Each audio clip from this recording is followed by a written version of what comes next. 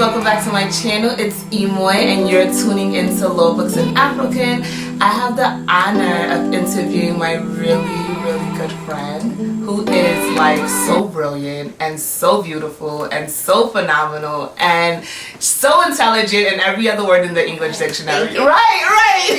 And every other word in the English dictionary. Her name is Stephanie Hicks and she's going to be delving deep and telling us everything we need to know, all the tricks, all the hard work, all the sacrifices, and the reward that comes with putting all of this into court reporting. Stay tuned.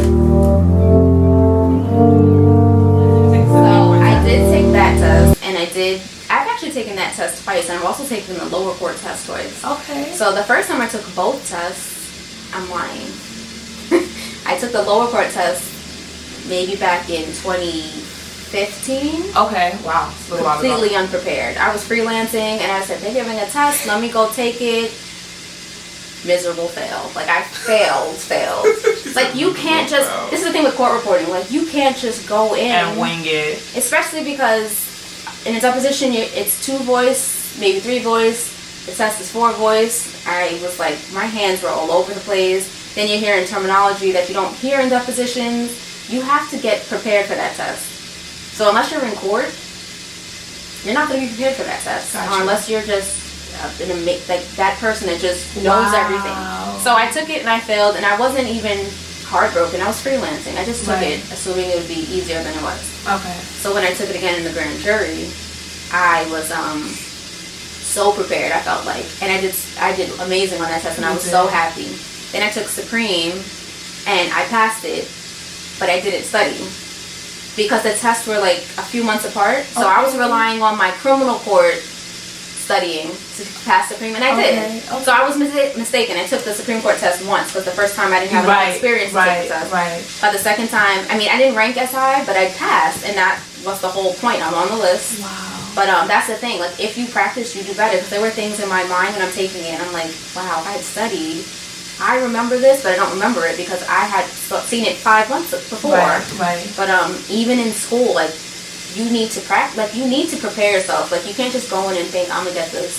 It's not easy. I don't think anything with court reporting you can wing it. It's not a winging. And I think that's why people shy away from it. Yeah. It's nothing about just winging it. Mm-hmm. Down to when you. I mean, although I'm just an advanced 3, but down to just writing certain word combinations. Yes. If you don't know it, you can't just I get that you could write it out. Yes. But you need to know the briefs for it to translate. Yeah. So then it's like you're not doing it. It's not real time. It's kind of just like you. I don't know. With this whole profession, discipline is it. Like there's just no 3 ways about it. Discipline is the life of this game. Yes. And confidence as well, and really pushing yourself. It's such a push yourself type of thing. Mm-hmm. And I think a lot of people don't understand that, and I didn't. Like everyone I spoke to, yeah, Emma, you could do it. You got this. Just practice hard. But you don't understand until you're doing it. You do, yeah. And it's just like it's such a mental game on the psyche too. I just feel like for next semester. Mm-hmm. Is that when you start speed? That's when I start speed. Sis, I have to go in there focused and ready from a mental point. Yeah. Like it can't just be okay, I'm laughing. It has to be it can't be I'm laughing. Yeah. It has to be like I scheduled out so I got a planner, by the way. I think you guys, students, getting a planner is critical to like really doing this and doing this the right way. So I started even jotting down what I want my schedule to look like, trying to sort out my mornings when I have super early classes to when I don't, to maybe even, and I'm gonna have to do it come 2020, staying at school and making sure I'm studying. You know what I mean? Just putting yourself in the idea of, although you're not a reporter yet, try to imagine yourself as one. Start seeing yourself as one, because if you don't, this is gonna be like, I just don't see how, I don't see how I'm gonna be able to do this the right way without being disciplined. I was gonna say I actually admire your discipline, because I think if I had a little, I don't have discipline, but it sounds, you're planning it out. But I'm saying if I had more discipline in school, I could have finished even faster. Like 2 years is not bad, but like I definitely was slacking towards the end. I was just ready to start working. Got you. But I think that's amazing, and if you stick to it, it's definitely great. Sis, I'm talking about waking up early with an alarm clock that's Eric Thomas. Do you listen to E.T.? No. Oh my God, please do. Eric Thomas? Listen to him when you're driving home. I will. It would have you owning a freaking court reporter school. So it's like, he is so freaking empowering. But I'm talking about having that as an alarm clock to pump me up and to get me up. And like, just like my morning, like I said, after school, staying at school and practicing. Okay. Because it's like, you have to start making better decisions. I'm running home to chill, or I'm running to a job that's not going to pay me as much or not going to be as rewarding in the end. It's like, you really got to think about those things when you think about this. Yes. Because back, you know, when your theory was different. Yes. Now, like, everything is real time. You got to be writing real time. You got to be writing real time. And I feel like if you're not really practicing on this thing, if you don't really know your machine, the ins and out, it's going to be a mess. I was going to say, are you learning conflict-free theory? Absolutely. That I would actually recommend to anyone. I don't believe we learned conflict-free theory. I don't remember. Okay. And if we did, it may just have been me that said, I can write this the same way. I would suggest doing that from the beginning. Writing everything differently. Okay. So that you build that as, like, that's already in. From the jump. Yes, because I don't use the asterisk. No? I refuse. I don't know why. A lot of people told me, a lot of my professors said that they never used the asterisk as well, like back then. Yeah. I don't use the asterisk. Wow. I don't use the number bar. Wow. I mean, I write everything everyone says. I just feel like it takes you out of your rhythm. Yeah, but if you do conflict free, it's less editing later, and you're more prepared to do real time. If you want to do real time, like a lot of federal court positions, they would prefer real time, or a lot of, if you're freelancing, real time jobs pay more. Got you. I just, at this point, I would have to try to start incorporating it. Got you. I'm happy where I'm at, and I don't have to do real time. Right. So it's more, it would be for me if I wanted to push myself to that level. Got you. But like you said, when you're in court, you're just looking at your machine. It's still your real time. It is, yeah. Wow. And some people do ask me that. I feel like, I don't know if a judge has asked me that.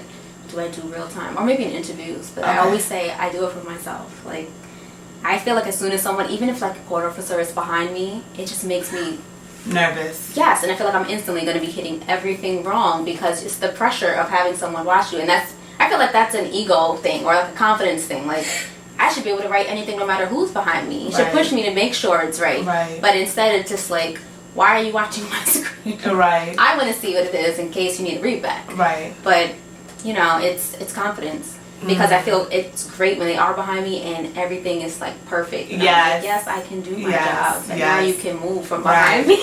Right. But I know it's curiosity. It's not them checking up to make sure I'm writing. It's just curiosity. They don't know. They're just amazed. They're just like, wow, she looks That's it. That's it. What was your biggest purchase with your court reporting salary? Or however you've made since you've been a court reporter? Wow, I wish I had been prepared for this because I don't know. Because the thing is, I'm not like, I do shop a lot, but I don't shop expensive. Like, I just buy more of what I have. Like, I'm very carefree when it comes to ordering things. I don't return anything.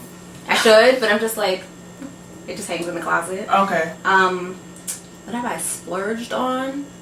Maybe like treating people. Because, like, me and my sister sent my parents to Vegas in the summer. Like, it's just, like, feeling like I can do for people. I love that. So, okay. Yeah, like, I don't feel like I really splurge on myself. I probably, like, treat my daughter to things that I'm like, she's 7. Why are you getting that? Got you. Or, like, yeah, things like that. I love that, though. It gives me a whole different perspective as well because it puts you in a position to really be able to help others. And I think that's the whole idea of going into any profession. Especially your parents because especially your parents. I'm about to be 33.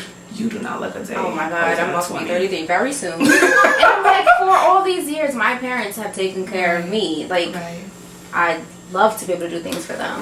So that's probably what I do the most with my money. Eventually maybe I'll buy a pair of red bottoms or something. Girl, I think you gotta wear a pair of red bottoms. I don't. But I don't even know if I want that. Like, I'm not big. I like to have clothes, but I don't want to spend a ton on things that I may wear once in a while. Got you. But what about a car? I actually recently got a car. Maybe a couple years ago I got a car, which is my favorite purchase because I refuse to take the train now. Yeah, it's coming. My father keeps saying, but he has said, like, that reporter that did the OJ trial, they probably retired right after. And I'm just like, what? Maybe I'll get something like that. But if not, I love the job. Like, I will work until, I have to work until 62. I may keep going past that. I don't know. Maybe. I don't know what I would do after that. But I don't know what I would do if I retire. Like, what am I supposed to do? Sit around? Like, I like work. I like working. You like working, or you just really love the fact it's court reporting? Oh, that's the thing. I mean, I like to make money, so I've always liked working. But I like my job. I love my job. I can't even say I like my job. The job I had before I even entered this field, I can't say I even liked it.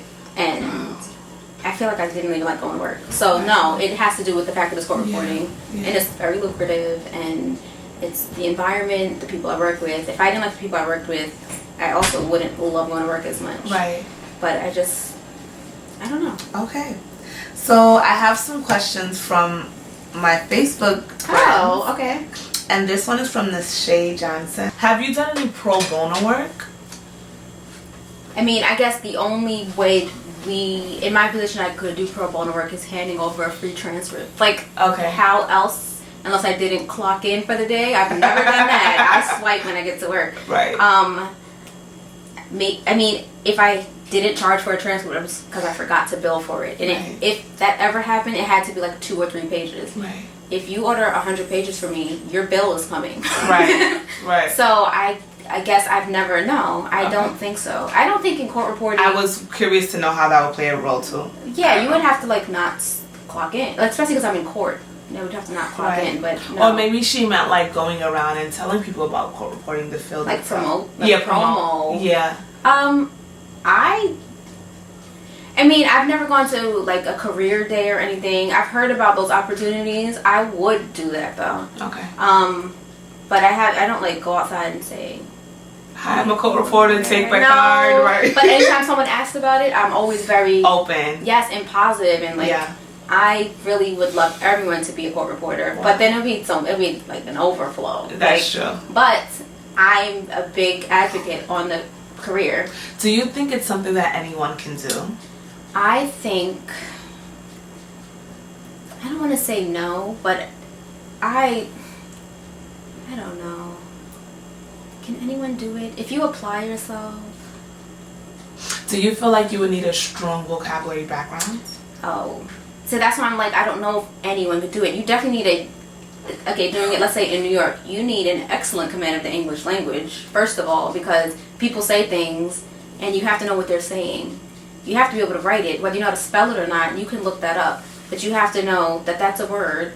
Sometimes people like our New York slang, right? That's you. Yeah, you should know. But like things like that, if it's not like literally a word, maybe you could put it in quotes. You could ask people to repeat it, ask them to spell it. Right. If you know what they're like slang.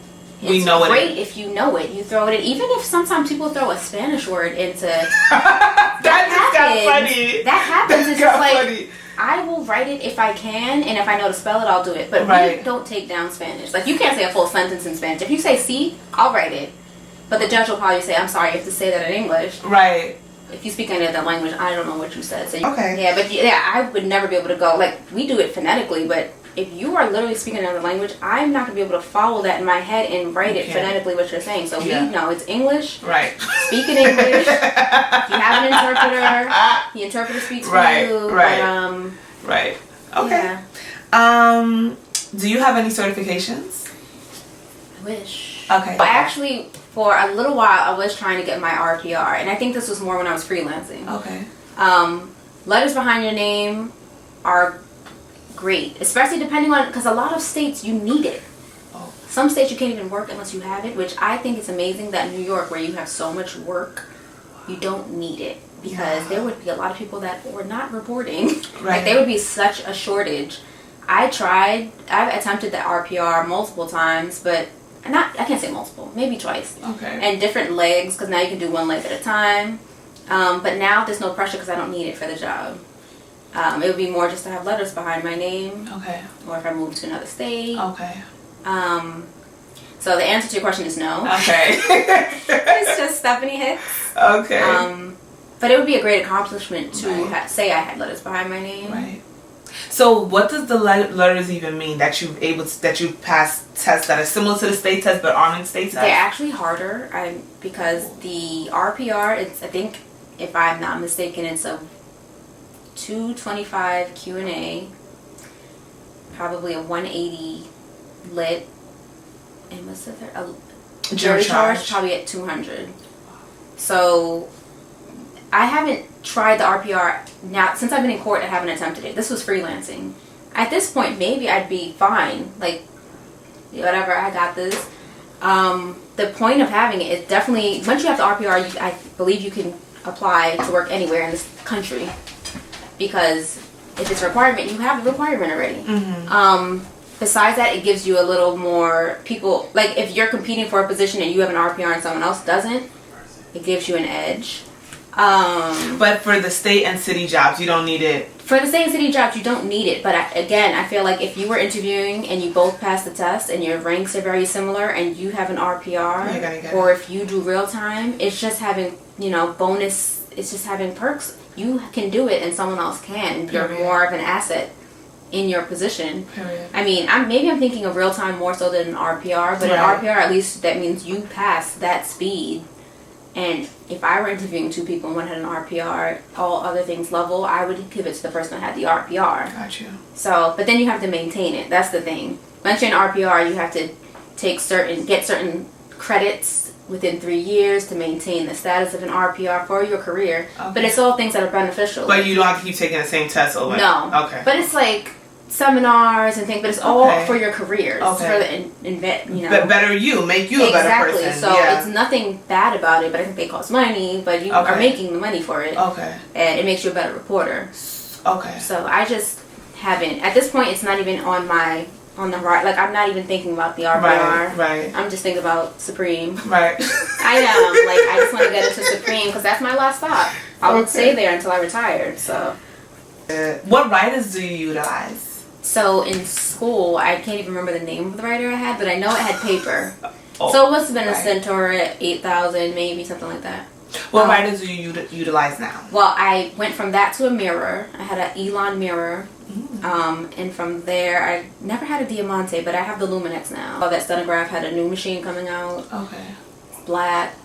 It's like something like patent leather. No, it's shiny. It's definitely not patent leather. But it's I love it. But it just shows the fingerprints a little bit. But I love that it's black. Because everyone has like a gray machine, a white machine. Right. And it's very smooth. Even though you can adjust like the depth and all that. So smooth. Is that what you use at work? That's what I use at work. Okay, so when you work in Supreme Court or criminal court, you can bring your own. You have to bring your own, and I didn't think about that because that's why I was confused. I used a Diamante for the year that I was at the grand jury. Gotcha. And I think even then in the grand jury, at the grand jury. See, okay, so it's a normal thing. I know. Okay. So when I was working for the DA's office, everything is confidential in the grand jury. Right. So you don't use your own laptop. You don't use your own machine. You use their equipment. And then we do our transcripts on their computers. Right. So that's the year I used a Diamante. That's the year I used Case Catalyst. I've always used Eclipse. Gotcha. In school, well, not in school. I didn't have till the end when I got my software. I used Eclipse freelancing. I use Eclipse now.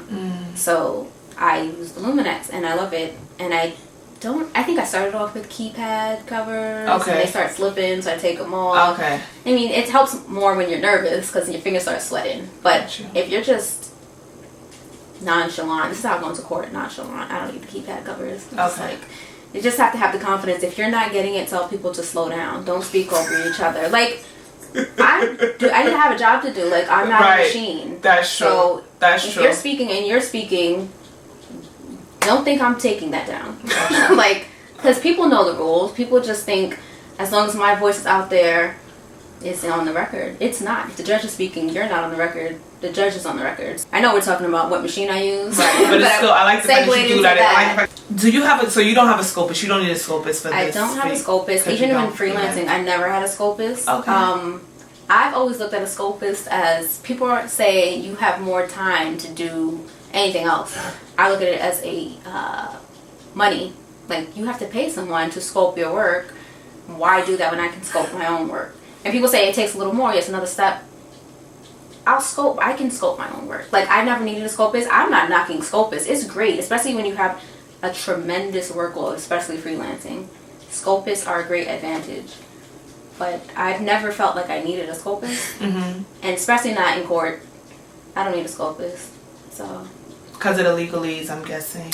No, I just think I just make the time to do my own work. Like, if I can save X amount of dollars by not paying someone else to look at my work, and then you're going to send it back to me anyway, and I'm probably going to have to proof it, I'd rather just do it myself. Got you.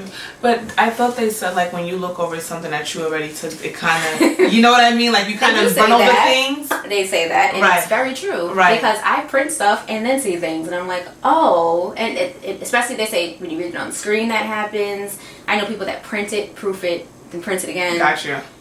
And then read it again. Everyone has a different method. Okay. I don't do that. I actually do scope it on the screen, proof it on the screen, print it, and if I see a mistake, that sucks, and hopefully I can just print that page. Okay. Because in another thing, when you're working in court, the paper, you pay for that. You pay for your print, like you bring your own printer, you bring your own paper, all of that. That's why the transcripts are your product, and you get all the money for that, because you fund everything that goes into making a transcript. You literally are a body in court. Like, you're there to take down the record, but outside of that, everything's on you. You get the transcript covers. Wow, I never knew that. The attorneys contact you if they want the transcript. Like, you can't call the judge and say, I want the transcript from the reporter. You call the reporter or the supervisor of the reporter, and then you put an order form in. So does your supervisors check over your work? What is their job? When you start, they do, just to make sure that, like, you have the formatting right. After that, the supervisor really works scheduling, making sure the staff, like, there's a court reporter in each courtroom. Vacations, it's not too many people off at the same time. Mm-hmm. Handling, like, calls come to the supervisor as far as tracking down minutes, any kind of questions to contact reporters. Okay. That's what the supervisor does. They fill in when the courtroom is short, so it's best if it's a reporter that's the supervisor. So our most recent supervisor was a reporter for like 20 years. Well, so that's great. Really yeah. Okay. Do you have any membership to like NCRA? I used to. I did. When I was freelancing, I did. This is when I was trying to get my RPR. Right. So at that point, you had to be a member to get the RPR, like to even try to apply for the RPR. Okay. I did let it lapse just because I feel like I wasn't involved in it. So if you're going to be a member of something, you might as well participate. Absolutely. Otherwise, like, what's the point of saying I'm a member of NCRA and then you can't even follow up with anything? I've never been to a seminar. I've never gone to a conference. Don't even know who the head of it is. So I just let it lapse. Yeah. I mean, I think freelancing, or if I were applying for a new position, it's great to have all of these things on your resume. Exactly. But I think everyone do everything you can to like pad your resume. Get in it. I don't even think it costs anything. Like, be on it and learn as much as you can about court reporting. And network is great for networking. Yes, that's another point. I'm just not a member. Like, there are a couple of organizations that I could probably join. But I'm sure there's some in the Bronx as well, like within the courthouse. Maybe not like organizations. Yeah, are there anything? I don't believe so. No, wow. I mean, we all sit together, like we all know each other. But I don't think there's any kind of like, we don't have meetings or anything. The biggest thing we probably have is a union meeting, and that's for the union. That's not just court reporters. Right. That's DC 37 and everyone that's in that union. But we don't have any kind of like memberships amongst ourselves. Like, got you. Okay, so these are the two last questions. Have you ever done any captioning? I haven't, and again, that to me, that has to deal with confidence and the fact that I have so many conflicts. Okay. For me, because I still have to choose a lot of my conflicts. Gotcha. I know people that do caption, and I think they're amazing. Right. I'm like, I wish I could apply myself and do that, because you don't even have to just do closed captioning on television. Like, you can caption for someone in a college course who needs, which is what I love. Yes, like you can do that. Yeah. I know I could do it. Yeah. But I've never done it. Okay. And then when I see closed captioning on TV, and I'm like, that's wrong. And I'm just like, that would be me being like, oh, I wrote that wrong. Right. But it's not even that as serious as I make it out to be. Right. I'm harder on myself, I think, than other people would be. Right. Because I have to think like the average person, if you ask them to come write down everything someone's saying for me, you wouldn't even be able to keep up. Right. So if I'm getting most of it for you, you should be happy. Right. I've never done it though. Right. Maybe that'll be a goal, like even on the side or something. I don't know. Right. Do you have any mentees? I don't. You don't? Would you? And I feel like the way I am about reporting, I should. Yeah. Yeah. But I don't. Yeah. I mean, no one's ever reached out to me to try to be a mentee, like one of my mentees, and like maybe if I were in more like Facebook groups and things. Yes. Are you on any of those groups? I am. My friend just invited me to the African American Court Reporters group. I'm on like it's like called like Court Reporters Uncensored or event. It's like a vent group. It's like funny things that happen and like memes that go up. Like I find really funny. And sometimes people, they're not venting and they just have like positive stories. Okay. It's really that one. That's a cool one. I mean, I don't have a mentor or a mentee. Okay. But I would. Is that something you would be open to? It's something that you will be interested in. I would definitely because I would. Most people when I'm like be a court reporter, mainly like my nieces, they're like, I'm not going to be a court reporter. Yeah, I know. But same thing. Someone who's really trying to figure out what they want to do, I would love to like help someone and see how great of a career it is. I'm not gonna lie, it's not for everyone. Yeah. But if I could get someone to get into it and love it, I would be so happy. Thank you. I love it, and you should love it. Good. When you get there, like when you finish, and it's such an accomplishment. Like once you're doing it, and now it's just second nature. Like I heard this in school. Like it's muscle memory. So at a certain point, when I say I'm not even paying attention, that I think amazes me the most. Because they say things, and then sometimes I look back like, did I hit the right key? And it popped up. I'm like, wow. Right. So your hands just go. When they stop talking, your hands stop moving. And I'm like, wow. Yeah. And I'm like, what's for dinner? Right. That's so cool. It's like you said, it's like magic. So much for your time. Of course. This means everything to me. Yes. And when you were talking about mentorship, I was just thinking maybe I should start something. Because, again, this channel is, I don't even know what I'm doing with it. I'm just going. Because just like you, I love it. Yes. Although I'm still learning it, I love it. I love all the stories. It's funny because I remember you saying you were so interested in it before you even started. Remember, I was trying to go to law school. Yes. And I think you even told me, you was like, why don't you look at the court report? And I was like, I wanted to, but I was like, is this really a thing? And now that I'm in it, I'm like, it's like a hidden secret. It's like a group of elite people who are just, it's just so cool. Yes. So I have to do whatever it takes. I know it's going to be hard, but it's doable. It's definitely doable. It's doable. There's so many like people that can testify. It's doable. That's the thing. There are so many people that do it. Otherwise there would be one reporter in the That's the thing. That's the thing. You just have to have discipline, like you said, and push through. And did you plateau in school? I don't know if I asked you. Did you plateau in school? Did I plateau? Oh, like at a certain speed? Yeah. Probably. You know what? It was, my daughter's 7. It was like 8 years ago. It's just me. True. Like something I don't remember. I'm sure there was a certain, definitely high speed. Yeah. I feel like that's everyone, but he might have been like 100 to 140. Like maybe 130. I was just trying, because 140 would get you to the next class. It might have been. Okay. I may be making that up. Okay. I'm even going to say that's 100%. Okay, and my last question is, I just want you to tell the audience 3 most rewarding moments you've had so far being a court reporter. And I'm going to end that. I'm going to end it with that. Oh my God. 3 most rewarding moments. As a court reporter. Yes, I wish I had. This is maybe I'll try to. I don't know. Maybe definitely passing the lower court test. Nice. That was amazing because I really wanted it. At that point, I loved working at the grand jury. Right. But I wanted more. Yeah. Like, I was like, I want to get into the state. So when I got my results, and that's the thing, I took the test and I knew I had passed. Right. So when I got the results, I didn't know how well I had done. Right. So that was amazing. That might have been my favorite moment. But 2 more? What about graduating school and being done with it? But I was also 9 months pregnant. Like, I was so happy, but I was like, at that point, I'm like, can I see my daughter? Like, like I was just tired. I was just tired of everything. I know. But that was, obviously, because the dropout rate is so high.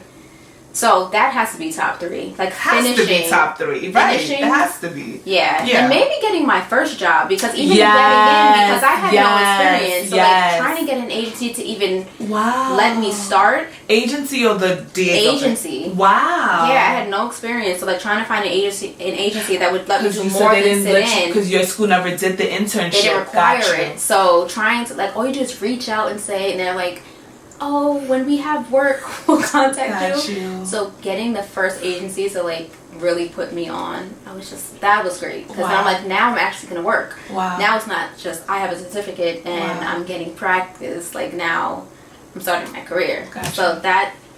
So I guess they'll be top 3 thinking all on the fly. The top 3. Okay. So. And what would you tell to any student that just feels like they want to give up? Since that's what we want to conquer, the high dropout rate. So what would you tell a student that is either at any speed or just finished theory and it's like, I don't know. Either the I don't know or just that this is too hard.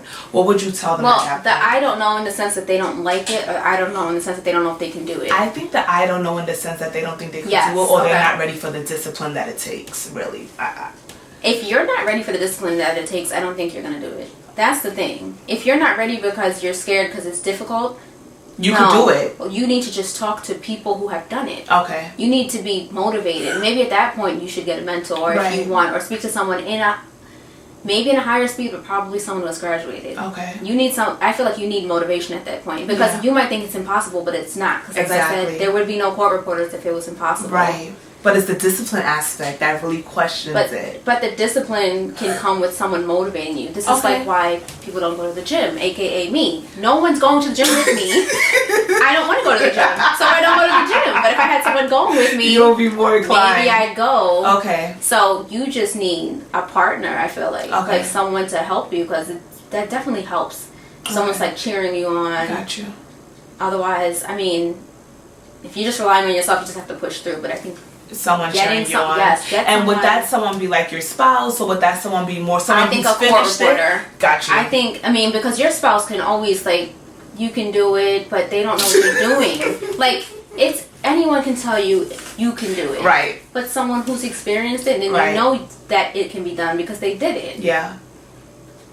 I mean, I could tell someone who's running in the Olympics, you can win. Right. I don't run anywhere. Right. Right. I don't run. And someone who's already done it, not even the in someone who's done it already. I mean, that's what I was saying. Someone who's like in a higher speed can maybe say, you can definitely get to the next speed, but you need someone who's like has their degree, like their associates or their certificate. Right. Maybe not need, but I feel like that's the biggest motivation. It's like, you finished and you are at this point, and now you did it. Yes. So, it might light a little fire. Or okay.